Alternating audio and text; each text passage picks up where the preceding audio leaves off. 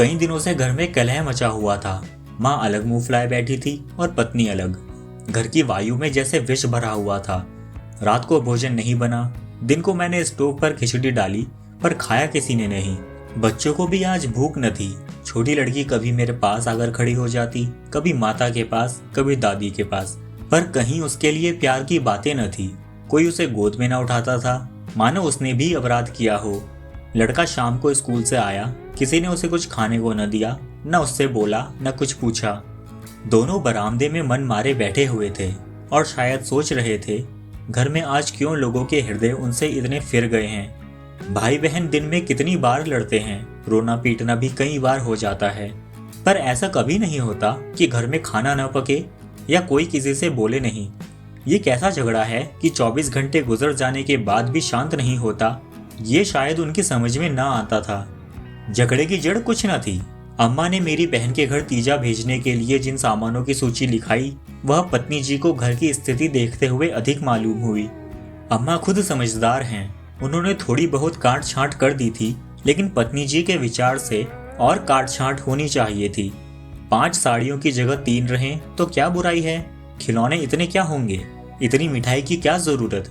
उनका कहना था जब रोजगार में कुछ मिलता नहीं, दैनिक कार्यों में खींचतान करनी पड़ती है, दूध घी के बजट में तकलीफ हो गई तो फिर तीजे में क्यों इतनी उदारता की जाए। पहले घर में दिया जलाकर तब मस्जिद में जलाते हैं, ये नहीं कि मस्जिद में तो दिया जला दें और घर में अंधेरा पड़ा रहे। इसी बात पर सास बहू में तकरार हो गई, फिर शाखें फूट निकली। बात कहां से कहां जा पहुंची, गड़े हुए मुर्दे उखाड़े गए। मैं बड़े संकट में था। अगर अम्मा की तरफ से कुछ कहता हूँ तो पत्नी जी रोना धोना शुरू करती हैं, अपने नसीबों को कोसने लगती हैं। पत्नी की तरफदारी करता हूँ तो माँ से सुनना पड़ता है, इसलिए मैं बारी बारी से दोनों पक्षों का समर्थन करता जाता था, पर मेरी सहानुभूति पत्नी के साथ ही थी। खुलकर अम्मा से कुछ न कह सकता था, पर दिल में समझ रहा था कि ज्यादती इन्हीं की है। दुकान का यह हाल है कि कभी कभी बोनी भी नहीं होती, असामियों से टका वसूल नहीं होता, तो इन पुरानी लकीरों को पीटकर क्यों अपनी जान संकट में डाली जाए। बार बार इस गृहस्थी के जंजाल पर तबीयत झुंझलाती थी। कभी कभी ऐसी सनक सवार हो जाती थी कि सबको छोड़ छाड़ कर कहीं भाग जाऊं। जब अपने सिर पड़ेगा तब इनको होश आएगा, तब मालूम होगा कि गृहस्थी कैसे चलती है। अगर पता होता कि ये विपत्ति झेलनी पड़ेगी तो शादी का नाम ही ना लेता। सारे शहर में जन्माष्टमी का उत्सव हो रहा था, मेरे घर में संग्राम छिड़ा हुआ था। शाम हो गई थी पर घर में अंधेरा पड़ा था, मनहूसियत छाई हुई थी। मुझे अपनी पत्नी पर क्रोध आता, लड़ती हो लड़ो, लेकिन घर में अंधेरा क्यों कर रखा है। मैंने पत्नी से जाकर कहा, क्या आज घर में चिराग न जलेंगे। पत्नी ने मुंह फुलाकर कहा, जला क्यों नहीं लेते, तुम्हारे हाथ नहीं है। मेरी देह में आग लग गई। तो क्या जब तुम्हारे चरण नहीं आए थे तब घर में चिराग न जलते थे। अम्मा ने आग को हवा दी, नहीं तब तो सब लोग अंधेरे में ही पड़े रहते थे।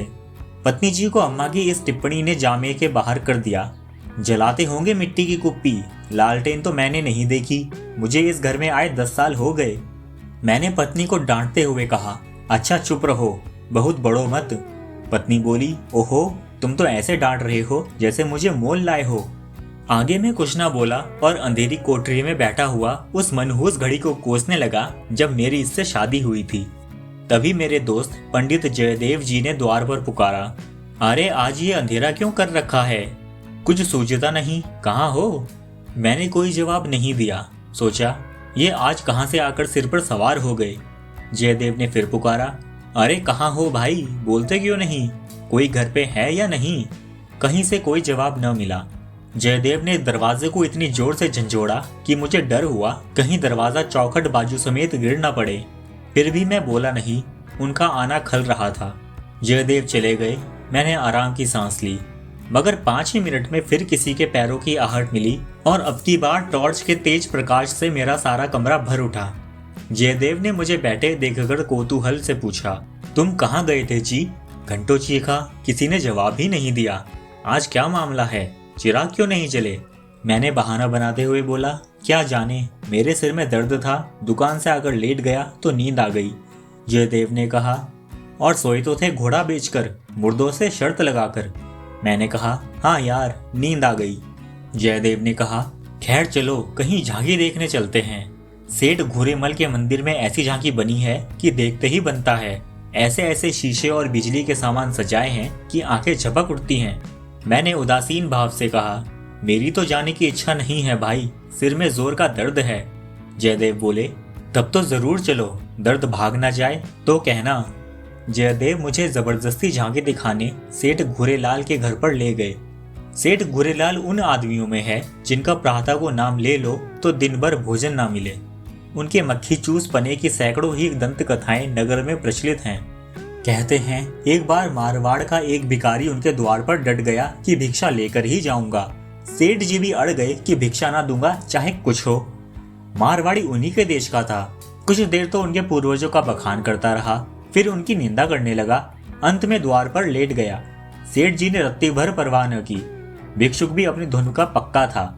सारा दिन द्वार पे बिना दाना पानी के पड़ा रहा और अंत में वहीं मर गया। तब सेठ जी का दिल पसीजा और उसकी क्रिया इतनी धूमधाम से की कि बहुत कम किसी ने की होगी। भिक्षुक का सत्याग्रह सेठ जी के लिए वरदान हो गया। उनके अंतःकरण में भक्ति का जैसे स्रोत खुल गया। अपनी सारी संपत्ति धर्मार्थ के अर्पण कर दी। हम लोग ठाकुरदारे में पहुंचे तो दर्शकों की भीड़ लगी हुई थी। कंधे से कंधा छिलता था। आने और जाने के मार्ग अलग थे, फिर भी हमें आधे घंटे के बाद भीतर जाने का अवसर मिला। जयदेव सजावट देख कर लोटपोट हुए जाते थे, पर मुझे ऐसा मालूम होता था कि इस बनावट और सजावट के मेले में कृष्ण की आत्मा कहीं खो गई है। मंदिर में जयदेव को सभी जानते थे। उन्हें तो सभी जगह सभी जानते ही हैं। मंदिर के आंगन में संगीत मंडली बैठी हुई थी। जयदेव जी वहां चले गए और उनके पीछे पीछे मैं भी चले गया। वहां केलकर जी अपने शिष्यों के साथ भक्ति के गीत गा रहे थे। समा बंधा हुआ था और मुझे भी वहां पर बहुत अच्छा लग रहा था। मैं इसी आनंद विस्मृति की दशा में था कि कॉन्सर्ट बंद हो गया और आचार्य केलकर के एक किशोर शिष्य ने ध्रुपद आलापना शुरू किया।